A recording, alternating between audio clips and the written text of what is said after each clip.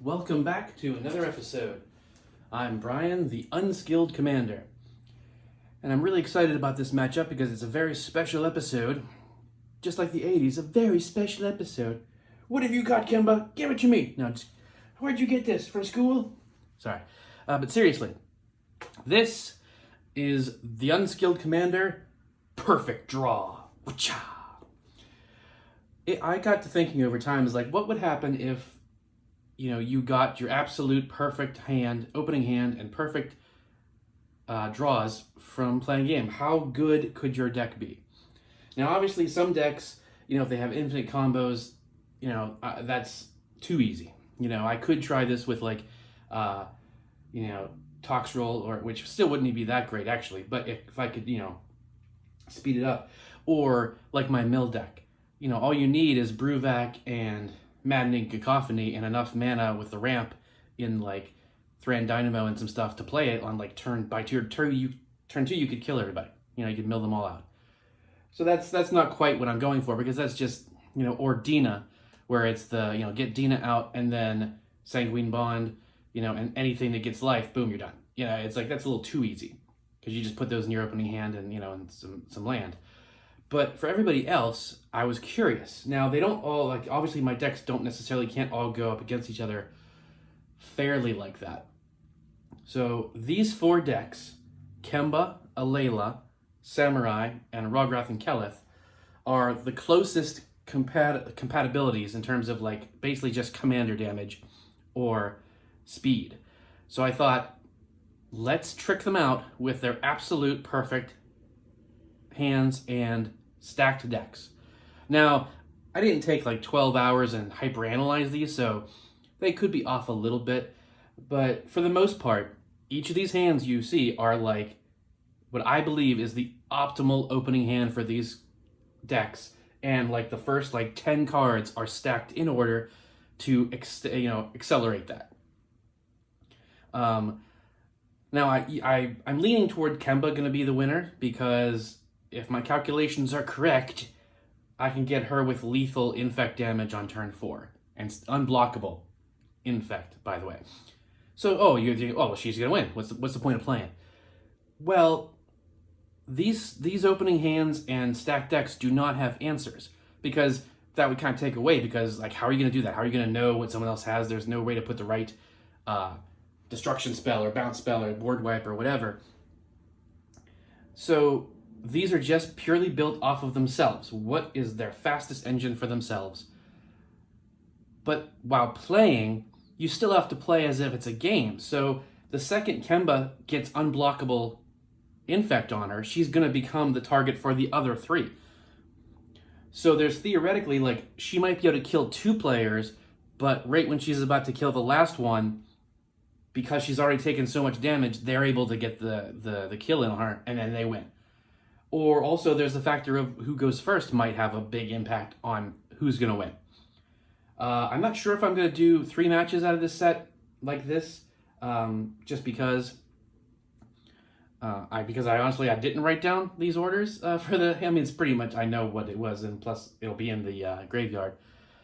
But I think with, it's kind of always going to be the same, because it's always going to be the same turns. Going first might affect it. I'm not sure. We'll definitely see what happens with this one, and I'm just excited to see how it goes. How fast and how quick is this game going to be? So first we'll roll, and spot number 1. So Kemba's going to go first, which is probably not the best for everybody else. And I can guarantee you every one of these hands has Land, Soul Ring, Arcane Signet, maybe something else, but most of them just have those 3. So this is fun. And if this goes well and it is fun for me to play and you guys enjoy it, I will probably try it with 4 other decks that are relatively evenly matched. Obviously not these ones won't be part of that rotation, but we'll see. So we're going to draw for turn.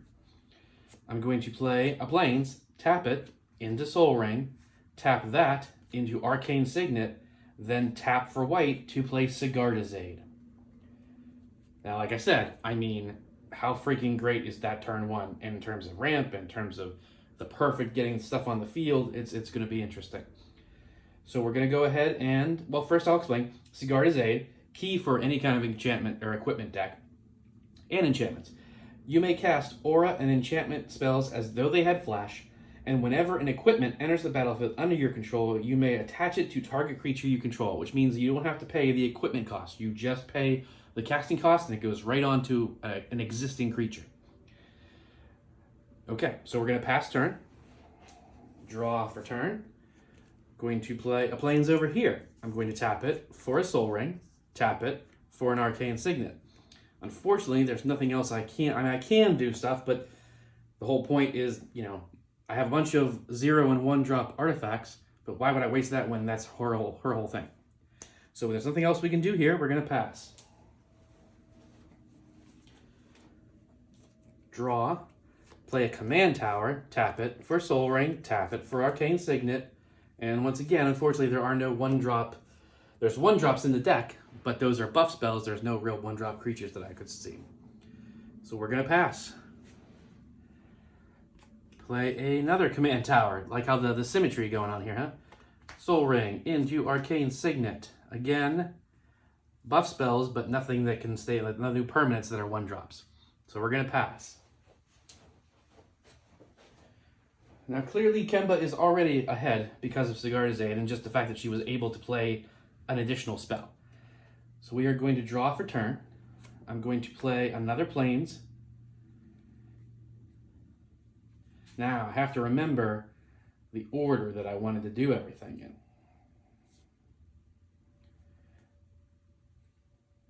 in. I think what I actually wanted to do is 1, 2, 3, 4 for Thran Dynamo. Tapping Thran Dynamo, which taps for 3, to play Worn Power Stone, which comes in tapped.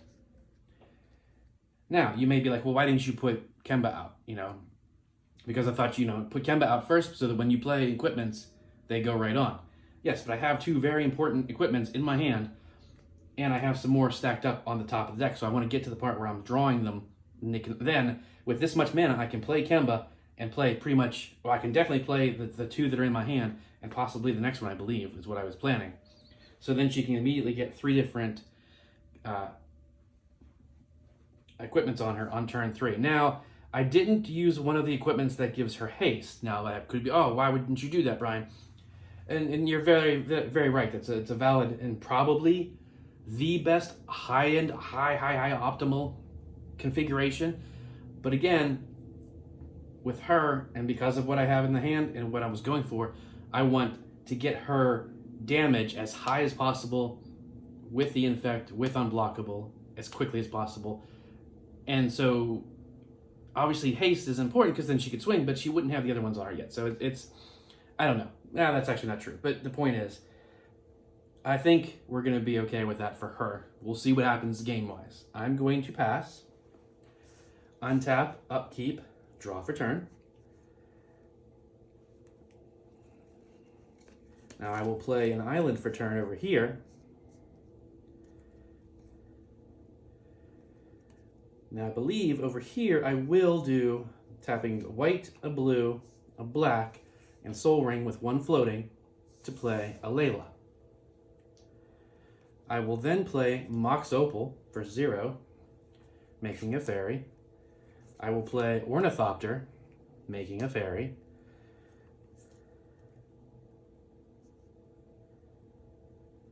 I will take that floating from Soul Ring to play an Expedition map, which makes a fairy. Do it like this. Do it like this, and do it like that. Now I have 1 more mana of any color as long as I have 3 or more artifacts. I absolutely do. So I will tap Mox Opal for 1 to play Fountain of Renewal, which makes a fairy.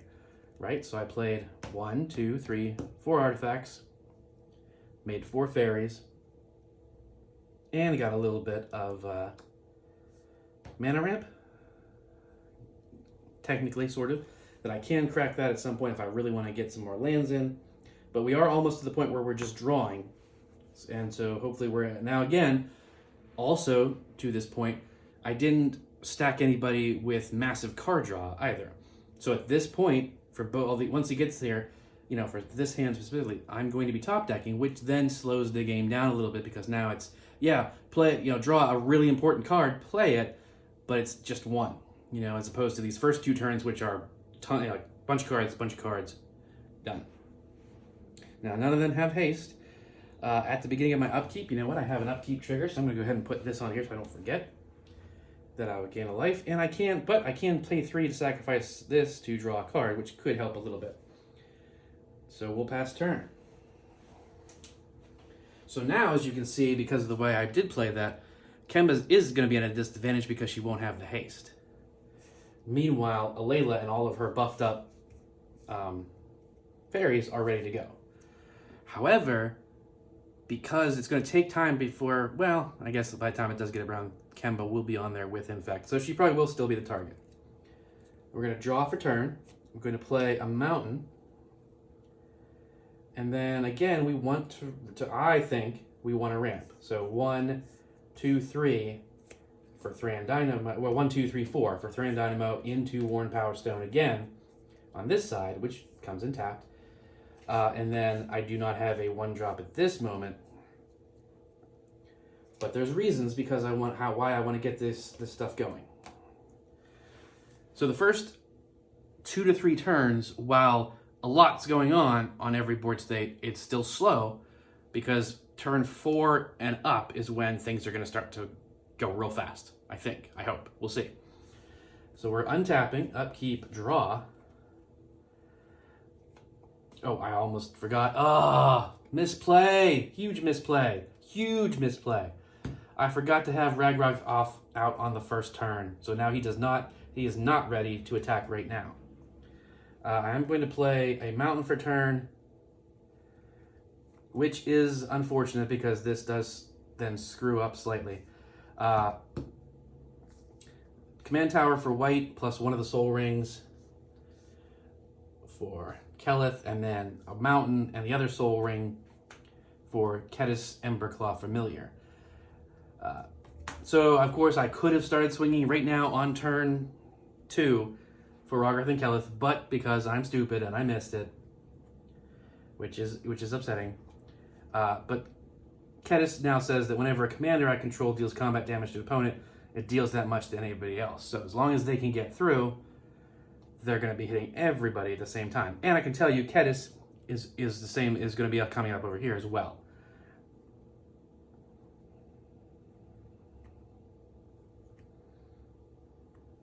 Okay, so we're going to go ahead and pass. Very, very bad. That's upsetting. I was so excited for this match, and then I screw up right off the word go there.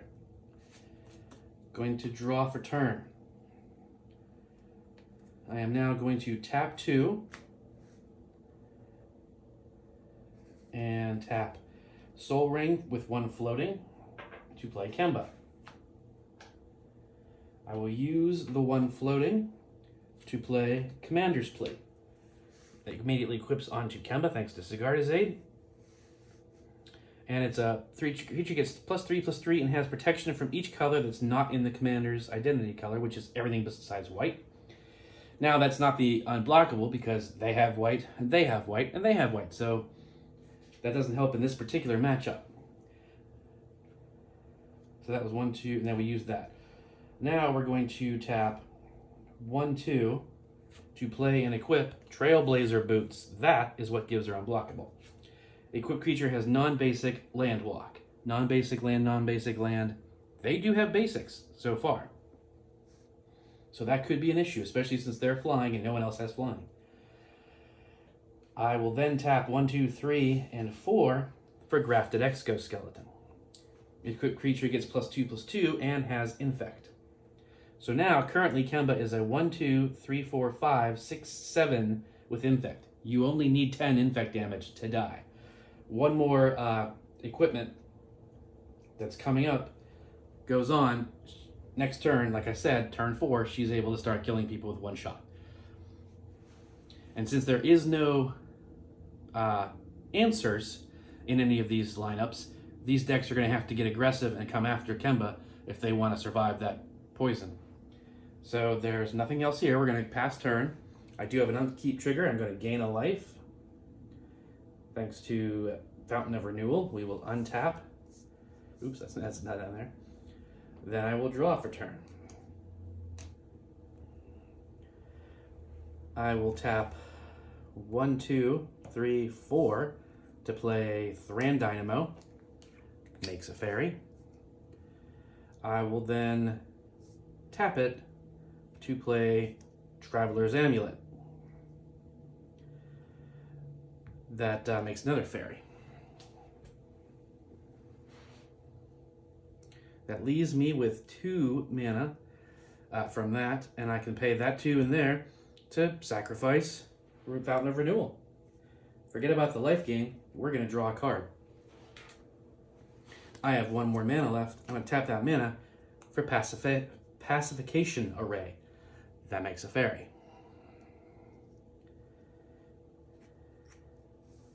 Now, Pacification Array does say I pay 2 and tap it to tap target artifact or creature. So it actually could do some sort of answery kind of thing if I wanted it to. Although everyone over here is flying, no one has flying, so there's really no reason to tap anybody down. But, I mean, again, tap down Kemba if it's going to come at me type of thing. Because you can do it at instant speed because it's not a sort... It's like, if in response to her declaring attackers at me, I could tap it down. Well, no. In response to her going to combat, I could tap it down. But that is everything we can do over here, except for, of course, attack. So currently, other creatures you control with flying are getting +1/+0. So that means these are 2 1s, and this is a 1/2. And then, of course, she herself is a 2/3 flying Death Touch lifelink. Now the question is, we start swinging. Absolutely, there's no question there. The question is, do we leave anything up for blocking? Because of course we do have Kemba coming. We do have now Kemba is not unblockable against us currently, and I don't think it's going to be because now that I mention it, think about it, I didn't put non-basics. Because I did so much with the mana ramp in rocks, there's not very many lands coming out. This is pretty much it. You know, until a couple cards in, and maybe I tossed another land in. So, yeah, I think Alela is actually kind of safe from Kemba in that sense. So that's true. I didn't think about that when I built the decks. Now, obviously, I could definitely take those lands out, the command towers, and replace them with basics and do this again, for match 2. So therefore Kemba wouldn't be, unblockable.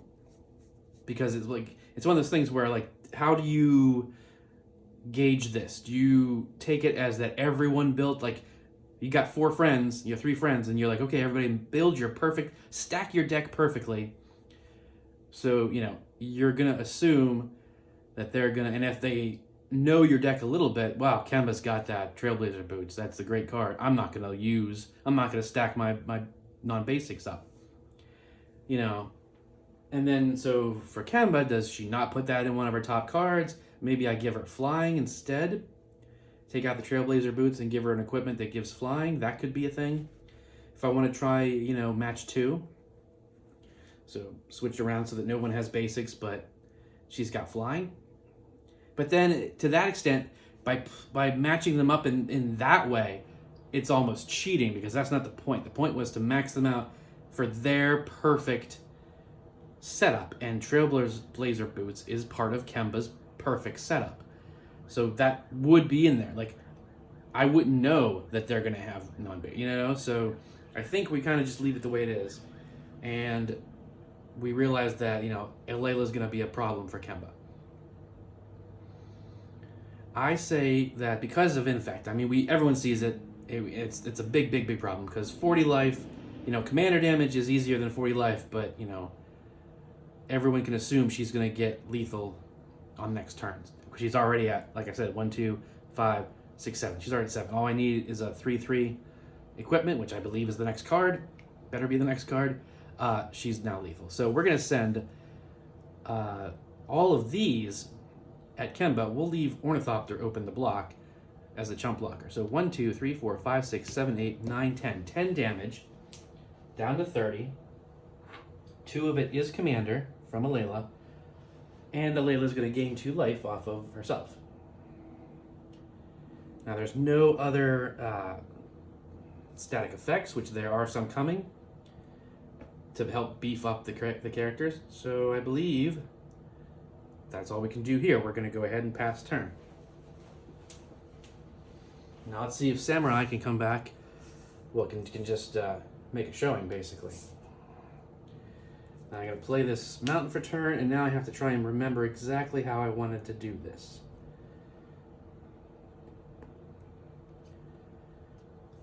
So we're going to obviously tap 1, 2, and each of the colors to get Ryu out. Now I have 1, 2, 3, 4, 5, 6, 7 mana to play with. Now he doesn't have haste. Again, that wasn't, part of the deal. Though I suppose it should be a reworking of the perfect draw for many of these characters. But what I'm going to do is I'm going to tap this for red and tap Soul Ring for 2 to play Kumanoyu Battle Armor.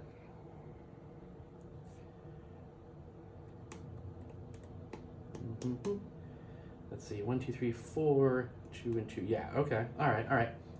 So he's going to stay on the field. He has Menace, and he's a 2/2. If I pay 4, I can equip him to give the equipped creature +2/+2 and Menace. And whenever equipped creature or battle armor damages at a player, all that player's creatures are goaded, which I think we all can understand that everyone's going to be swinging for the most part anyway. I will then tap 1, 2, 3, and a red, a red and one other to play Lizard Blades, and then the remaining 2 to equip Lizard Blades, or reconfigure, onto Raiju. So now Raiju has double strike, and he has a 3/3 with double strike. That's going to be big for him, especially because he's got extra combat stage. But that is all we can do right now. So I'm going to go ahead and pass.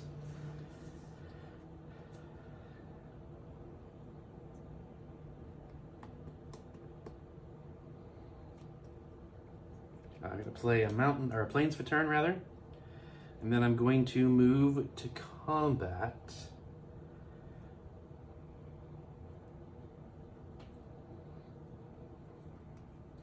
Now the problem is no one is open, but Rograk has Menace.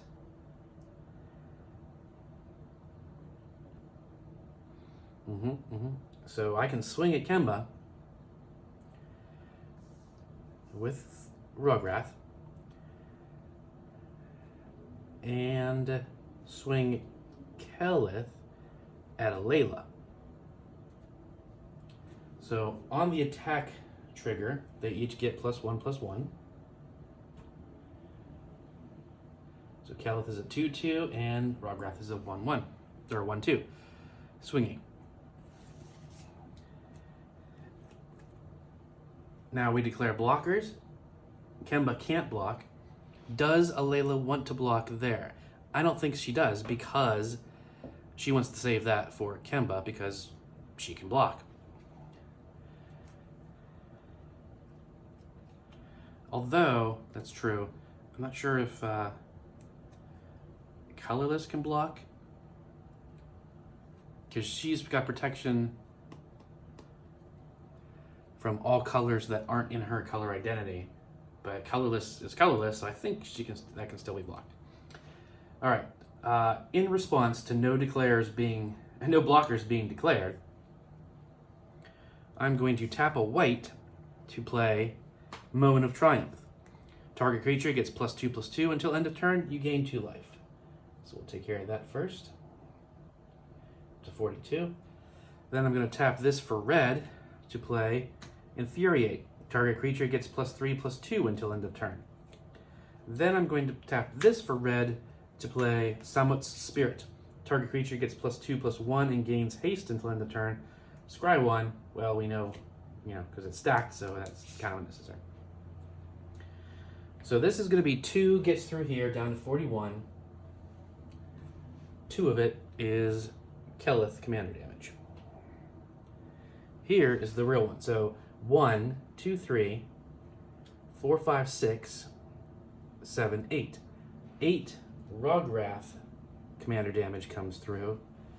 That puts you at 22. Now these are instants, so they do end at the end of the turn. But thanks to Kedis, there's a lot more damage coming around. Whenever a commander you control deals combat damage to an opponent, it deals that much damage to each other opponent.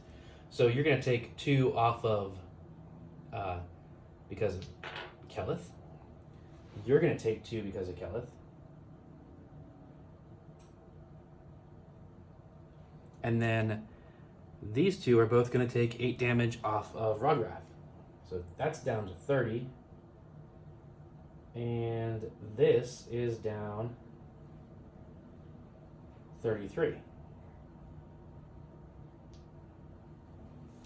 So that was a pretty solid hit. However, I only have 1 card in hand that's a mana rock, and 1 spell coming up that's not a buff spell, sort of, it kind of is. So again, this is where I should evaluate for card draw, some sort of massive spell that does a lot of card draw to get me a full hand again or something. That's probably what you would want in most of these cases. So that's all we can do here. There's no after effects, so we're going to pass.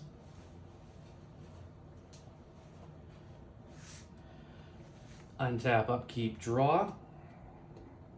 Gonna go ahead and tap 2 and 1 other for Loxodon Warhammer. There's your extra 3. So Kemba, well, first of all, 1, 2, 3 cats get made.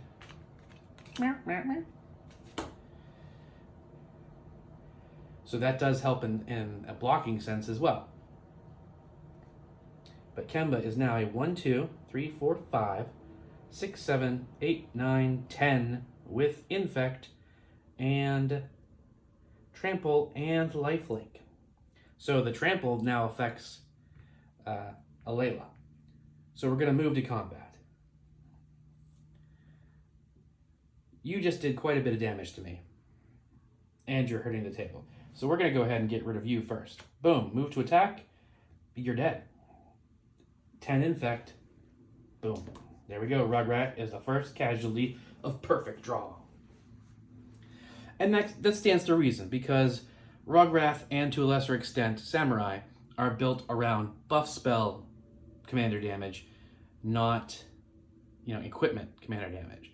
So that's and finally I'm starting to see that what I need is to take out, there are a few equipments in there, and what I should do is take them out and put in a whole bunch of really good card draw for red and white, whatever that may be, in order to keep my hand churning through lots and lots of 1, 2, and 3 drop buff spells, because as we've seen, that was a great first couple turns, and I would have gotten I would have gotten 1 more damage, I guess 2 total, had I not been stupid and played Rograk turn 1 like I should have. But I'm still on 1 card, so I have no buff spells to play on next turn, and he would have only been a 2 something, and this card was target creature gains double strike until end of turn, and that's actually true. The goal was to save that until I did what I just did and double it. So that was on me again. But he wouldn't have survived long enough, most likely. So that is all the effects over here. Put that for the cats next turn, and we're gonna go ahead and pass. 3, 4, 5, 6, 7. So we now have 7 fairies.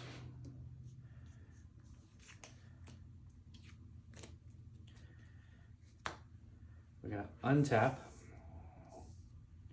draw, and this, of course, will help a lot. 1, 2, almost scared myself. I'm like, oh no, I don't have 2 white and 1 other for Glorious Anthem.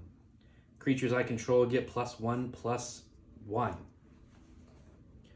That makes these 7 3/3s. Well, 7 3/1s, actually. No, 7 3/2s. 7 3/2s. Now, of course, I could crack those to, get lands out, but right now, again, that's not important. Plus, that would screw up the perfect draw. So they were there because they were 1-drop artifacts that get as many artifacts out on the fastest turns possible. Now, I don't have any other means of drawing cards at this moment. So we're going to go ahead and go to combat, because we kind of have to. Now, I could save these for the Kemba strike, because she's currently at 10, with trample. I could totally stack block and kill her. And so 7 times 3 is 21, 22, 23, 24. Wait, sorry. 21, 22, 23, 24, 25, 26. It's 26 damage. Oh, well, yeah, I could kill Kemba. See, what I tell you, you would think Kemba would be the one. And maybe if the hasties or a slight redesign on what comes out fast, I don't know. Maybe not do the Worn Power Stone in lieu of something else, a better, some sort of double striking equipment. That's probably a better bet, I guess, at this stage. But, I still think that was a pretty awesome friggin' first 4 turns, I'll be honest with you. But, excuse me, yeah. So, as predicted, once the infect hit, you knew she was going to be target number 1. So we are sending everything at Kemba. Well, actually, we don't have to send everything. Sorry, how stupid. 21, she's at 20. We just send the flyers, the fairies over. That's going to have menace, we know that, so we should keep these up.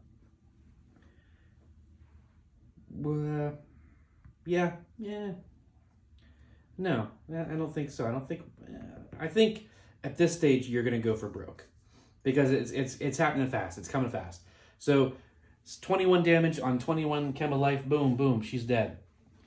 Now we've got 1, 2, 3, 4, 5 damage in the air over here, down to 25, which we've already proven that 25. That means on next turn, Alela can win, if nothing else happens. And we go up by 2 life, up to 35. There's no end step triggers. We pass.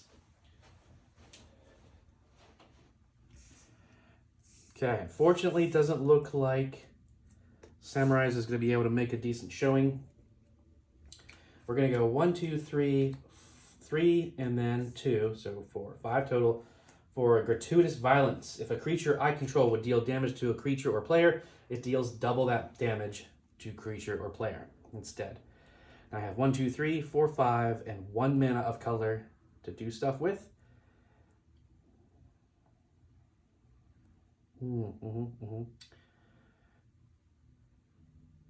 Wait, 1, 2, 3, 4, 5, 6. So not enough to equip. So we're gonna 1, 2, 3, 4 to equip this with 1 floating. Oh, really? 1, 2, 3, 4, 1, 2. Yeah. Well, that's unfortunate. See, it should have been a buff spell then. Because what it is a bronze plate boar. It's a 3/2 trample creature, but you can configure it for 5, and equipped creature gets +3, +2, and has trample. So Alela is defenseless, so we're going to go to combat. Combat trigger. If this is the first combat and it's a samurai or warrior attacks alone, untap it and have a second combat. So 3, 4, 5. Very close. Very, very decent, but not enough. So 5 damage with double strike. Oh, so close. This should have been a buff spell. That should have been a buff spell. So Samurai could have won. Crazy. Because it's 3, 4, 5 with double strike, which is 10. Oh, no. Samurai does win. Holy crap. I did not predict that. I'll be honest with you. I thought Kemba or the Flyers was going to totally win. I figured these guys were the closest I had that could compete, but wow. So let's walk through it slow to make sure I'm not screwing something up. He has 3, but it's getting the buff of 2. So he's a 5/5 currently. He has double strike, which means he's going to do 10 commander damage, right? Gratuitous violence says it doubles that damage. So that means Alela is about to take 20 commander damage. But because of Ryu's ability, he gets the second combat. He does that again.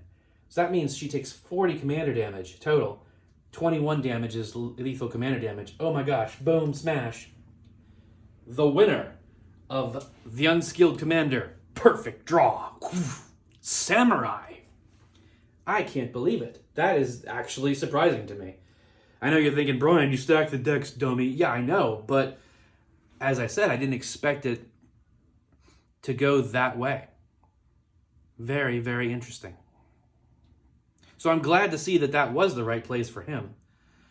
And I don't think there was too much wrong for these other ones. Obviously, like here, as we discussed, besides the fact that, I should have played him turn 1, so he could have done at least 1 damage on turn 2, which wouldn't have affected the game, but still.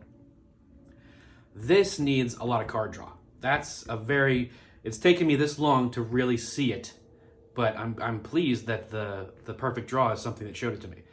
So this needs to be reworked to get a lot of card draw so that I can just dump a ton of pump spells into early game onto Rograk and be like, oh yeah, okay, cool. Rograk, is a 1/1 or 1/2 because of Kevin. Oh, cool. Well, bump. Now it's a 10 something.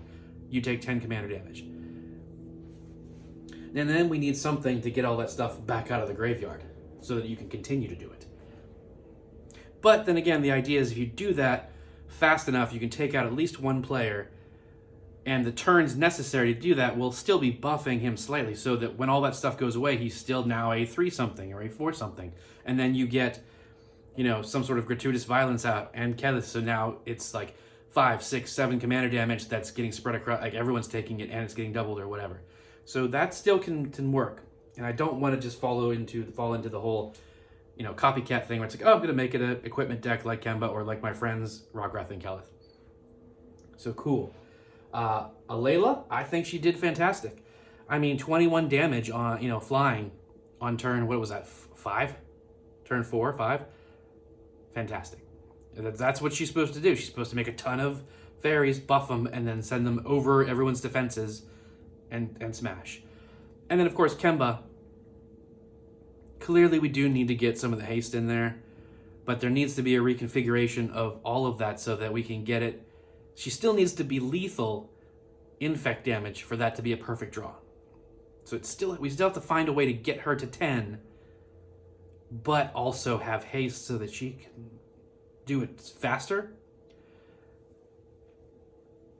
Like if I can get her to do all that 1 turn earlier, she probably would have won.